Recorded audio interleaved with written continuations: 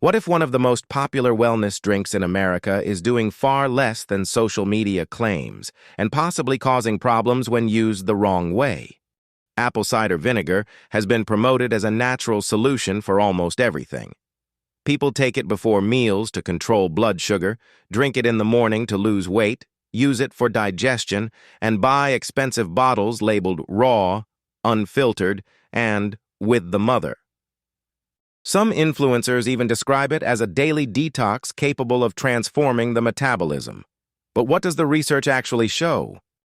Today on The Vital Nourish, we're taking an honest look at apple cider vinegar.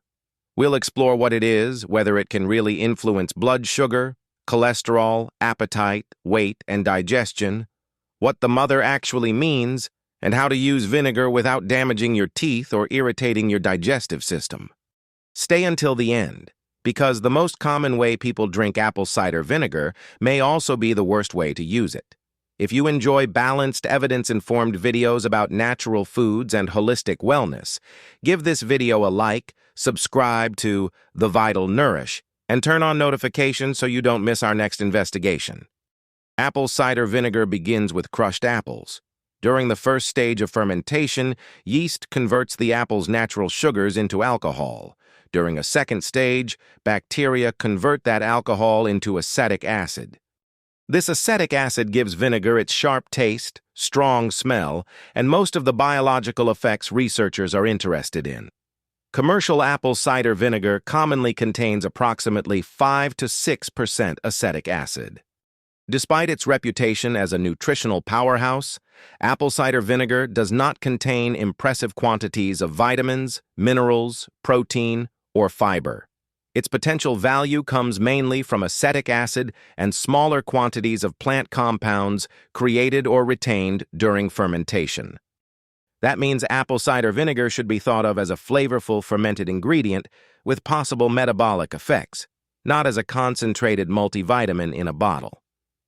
Let's begin with the claim that has the most scientific support: blood sugar. Several controlled trials and meta-analyses suggest that apple cider vinegar may modestly reduce fasting blood glucose and possibly improve hemoglobin A1C in people with type 2 diabetes. One possible explanation is that acetic acid may slow gastric emptying and delay the absorption of carbohydrates, resulting in a more gradual rise in glucose after a meal. However, the studies have generally been small, the results vary, and apple cider vinegar does not lower glucose enough to replace medication, exercise, or a medically appropriate eating plan. This distinction is extremely important. A small improvement in a laboratory measurement is not the same as curing diabetes. Anyone taking insulin or medication that lowers blood sugar should speak with a healthcare professional before making apple cider vinegar a daily habit. Combining multiple glucose-lowering strategies without supervision could make blood sugar harder to manage. The timing may also matter. When apple cider vinegar appears to influence glucose, the effect seems most relevant when it is consumed with or around a meal containing carbohydrates. This makes more biological sense than taking a concentrated vinegar shot on an empty stomach and expecting it to activate the metabolism for the entire day. Even then, the effect should be viewed as modest support rather than a treatment. Now let's address the claim that made apple cider vinegar a social media celebrity: weight loss. The evidence here is much weaker. Some small studies have reported minor changes in appetite, body weight, or waist measurements, but the research is not strong or consistent enough to conclude that apple cider vinegar produces meaningful, sustainable weight loss. Mayo Clinic states clearly that apple cider vinegar is unlikely to cause significant weight loss and has not been shown to provide reliable long-term appetite control. Some people may feel slightly fuller after consuming vinegar because it can delay the movement of food from the stomach.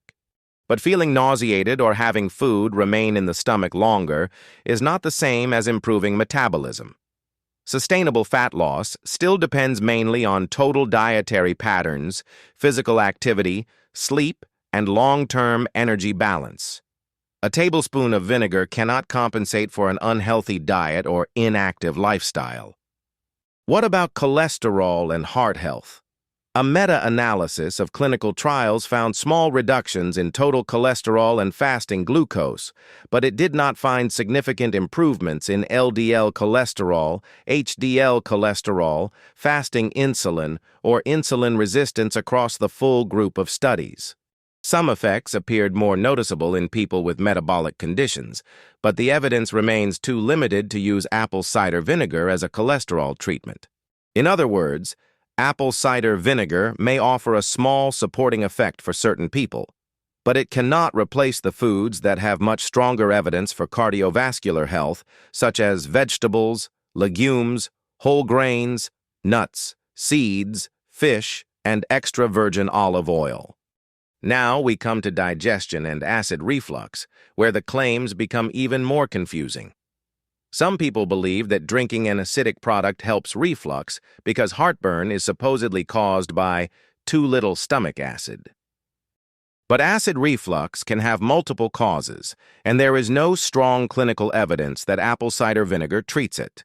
Because vinegar is highly acidic, it can actually worsen burning, irritation, or reflux symptoms in sensitive individuals. There is also a great deal of marketing around raw apple cider vinegar with the mother. The mother is the cloudy material made from bacteria, yeasts, and fermentation byproducts that can remain in unfiltered vinegar. It may contain biologically interesting compounds, but there is no solid evidence that vinegar with the mother produces significantly greater health benefits than ordinary apple cider vinegar.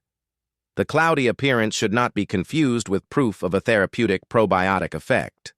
And now we need to talk about the biggest mistake people make: drinking apple cider vinegar straight. Undiluted vinegar can irritate or burn the throat and esophagus. Repeated exposure can also weaken tooth enamel, which cannot naturally grow back once it has been lost. The American Dental Association warns that regularly drinking acidic vinegar beverages may contribute to enamel erosion, tooth sensitivity, decay, and costly dental damage. Diluting vinegar reduces the concentration of acid hitting the mouth and throat, but it does not make the acid disappear. People who choose to drink it should never treat it like a shot. Using a straw may reduce contact with the teeth, and rinsing the mouth with plain water afterward may help. Brushing immediately after an acidic drink is not ideal because temporarily softened enamel may be more vulnerable to abrasion. However, the simplest and probably safest approach is not to drink it at all. Use apple cider vinegar in salad dressings, marinades, sauces, soups, and vegetable dishes. Mayo Clinic notes that adding it to food may be less likely to cause side effects than consuming it as a daily beverage.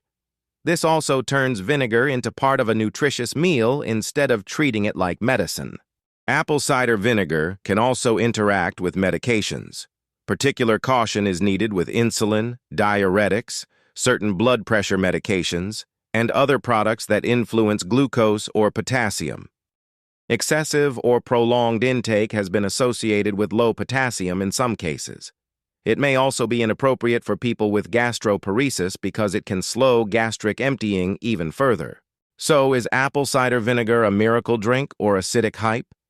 The honest answer is that it lies somewhere between the two, but much closer to an ordinary food than to a miracle remedy. Apple cider vinegar may modestly support post-meal glucose control in some people, especially those with type 2 diabetes. It may produce small changes in certain cholesterol measurements, and it can add flavor to healthy meals without adding significant calories. But it has not been proven to cause meaningful long-term weight loss, cure reflux, detoxify the body, or replace medical treatment. Its real value may be much simpler. When used in a vinaigrette, apple cider vinegar can make vegetables more appealing. When added to a marinade, it can bring flavor without relying on heavy sauces. And when used for pickling, it can help transform ordinary vegetables into something more interesting. That is useful. It just isn't miraculous. The healthiest way to think about apple cider vinegar is as a culinary ingredient with a few promising but limited metabolic effects. Use small amounts, avoid drinking it undiluted, and never use it as a substitute for medication, a balanced diet, or professional medical care. If this video helped you separate evidence from marketing, leave a like, subscribe to the Vital Nourish, and tell us in the comments. Have you ever tried apple cider vinegar, and did you notice any real difference? The information in this video is for general educational purposes only and does not replace medical advice, diagnosis, or treatment. If you have diabetes, low potassium, digestive disease, gastroparesis, or take prescription medication, speak with a qualified healthcare professional before using apple cider vinegar regularly.